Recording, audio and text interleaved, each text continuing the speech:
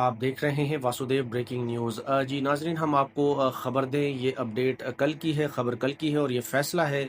दरअसल में लाहौर की एक इंसदाद दहशतगर्दी की अदालत का, जहां से पाकिस्तान तहरीक इंसाफ के सीनियर रहनुमा जो 9 मई के केसेस में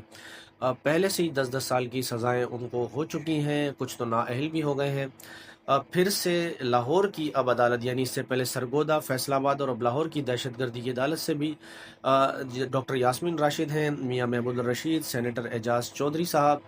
और उमर सरफराज चीमा, इनको 10-10 साल की सज़ा अदालत ने सुना दी है। फिर उसके अलावा एक खातून सोशल मीडिया की एक्टिविस्ट हैं या पार्टी की रुकन भी हैं, आयशा भुट्टा, उनको भी 10 साल की सज़ा, सनम जावेद और आलिया हमज़ा को 5-5 साल की सज़ा सुना दी गई है। और फिर उसके अलावा जज साहब ने यह भी हुक्म दिया है कि जो मुलजिमान हैं, इनकी जो जायदादें हैं, प्रॉपर्टीज़ हैं, उनको भी ज़ब्त किया जाए। ये फैसला आने के बाद पाकिस्तान तहरीक इंसाफ ने कहा है कि एक स्क्रिप्ट शुदा जो है वो प्लान के मुताबिक अदालतों से फैसले लिए जा रहे हैं और इसमें लोगों को नाअहल किया जा रहा है। तो पाकिस्तान तहरीक इंसाफ की जानिब से दहशतगर्दी की अदालत के इस फैसले की शदीद लफ्ज़ों में मज़म्मत की है। और उसके अलावा इसमें एक बताने वाली बात यह है कि इमरान खान साहब के एक ज़्यादती सिक्योरिटी गार्ड है, राशिद उनका नाम था, उनको भी 10 साल की